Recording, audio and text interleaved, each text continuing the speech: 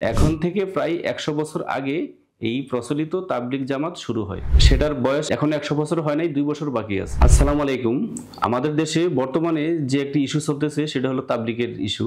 তাবলিগের মধ্যে যে দুইটা গ্রুপ, একটা হলো সাদ গ্রুপ আর একটা হলো জুবাইর গ্রুপ, আমরা যেটা জানি আর কি। তো এই মূলত পুরোটাই হলো একটা এই তাবলিগ, মানে প্রচলিত তাবলিগ। এই প্রচলিত তাবলিগ এটা শুরু হয় ১৯২৬ সালে মোহাম্মদ ইলিয়াস কান্দলবি কর্তৃক ভারতের মেওয়াত প্রতিষ্ঠিত সংগঠনটি দেওবন্দি আন্দোলনের একটি শাখা হিসেবে এবং ইসলামের বিভিন্ন বিষয়কে অবজ্ঞা ও নৈতিক মূল্যবোধের সমসাময়িক অবক্ষয়ের প্রতিক্রিয়া হিসেবে তাদের যাত্রা শুরু করে। ১৯২৬ সালে ভারতের মেওয়াত নামক একটা এলাকা থেকে শুরু হয় সর্বপ্রথম। এখন থেকে প্রায় ১০০ বছর আগে এই প্রচলিত তাবলিগ জামাত শুরু হয়। সেটার বয়স এখন ১০০ বছর হয় নাই, ২ বছর বাকি আছে। তো এই ১০০ বছর আগে প্রচলিত এই তাবলিগ জামাতটি ভারত থেকে শুরু হয়।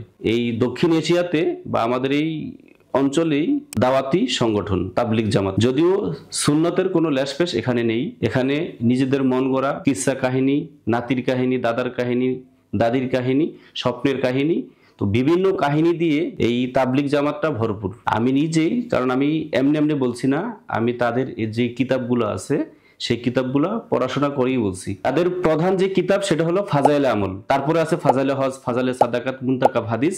তো এই কিছু কিতাব তাদের আছে, এগুলি তারা অধ্যয়ন করে পড়াশোনা করে। তো আমি তাদের বেশ কিছু কিতাব পড়াশোনা করছি আলহামদুলিল্লাহ। এই পড়াশোনা করে আমি যা বুঝতে পারলাম, মানে আসলে এদের জগা খিচুড়ি একটা অবস্থা।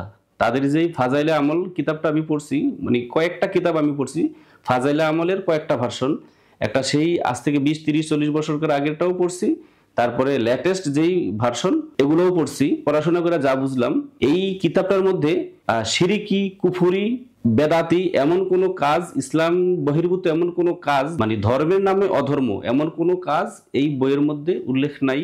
ওই দাদার কিচ্ছা, নাতির কিচ্ছা, নাতিনের কিচ্ছা, স্বপ্নের কিচ্ছা, মানে এই ধর্মটাই পুরো স্বপ্নের। এবং এই বইটার ভূমিকাতেই আছে এটা তিনি স্বপ্নে দেখছেন বা স্বপ্নে পাওয়া ধর্ম।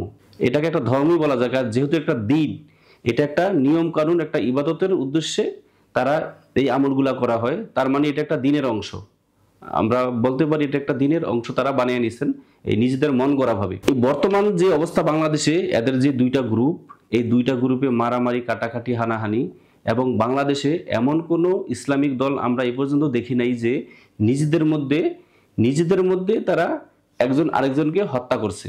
এরকম কোনো দল আমরা এখন পর্যন্ত দেখিনি। শুধু এটা দেখলাম এই তাবলিগ জামাতে, এই প্রচলিত এই তাবলিগ জামাত, এটা নাকি খুব শান্তিপ্রিয় মানুষ, তারা খুব ভালো মানুষ, তারা নম্র মানুষ, ভদ্র মানুষ, তাদের আলখাল্লা আছে, টুপি আছে, জুব্বা আছে, দাড়ি আছে।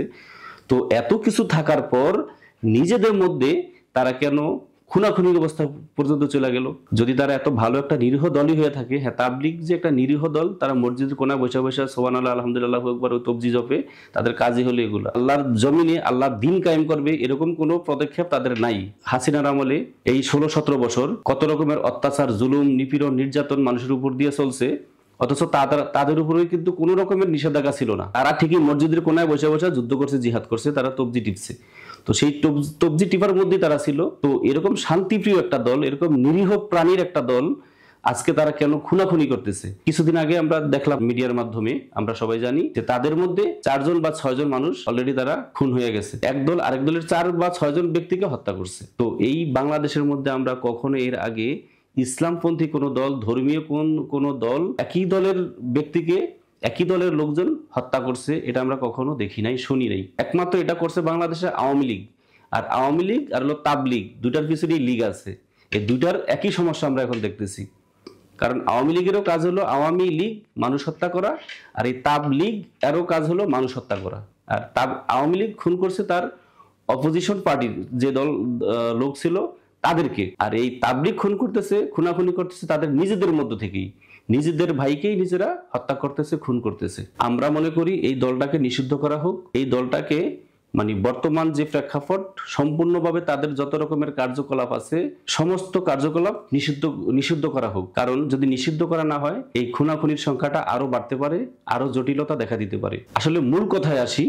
মূল কথা হলো এই যে তাবলিগ, প্রচলিত যে তাবলিগ জামাত, এই তাবলিগ জামাত এর মধ্যে ইসলামের ন্যূনতম কোনো রকমের সম্পর্ক নাই। কারণ এদের মধ্যে শিরিক, বিদাত, কুফর, তারপরে হলো স্বপ্নে পাওয়া ধর্মের যে কিসসা কাহিনী, সব এই বইয়ের মধ্যে আছে।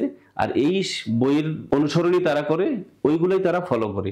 তারা কোরআন সুন্নাহর যেই আমল আছে সেই আমল তারা খুব কমই ফলো করে। ইলিয়াস সাহেবের মন গড়া আমল বা জাকারিয়া সাহেবের যে মন গড়া আমল, ওগুলাই তারা ফলো করে।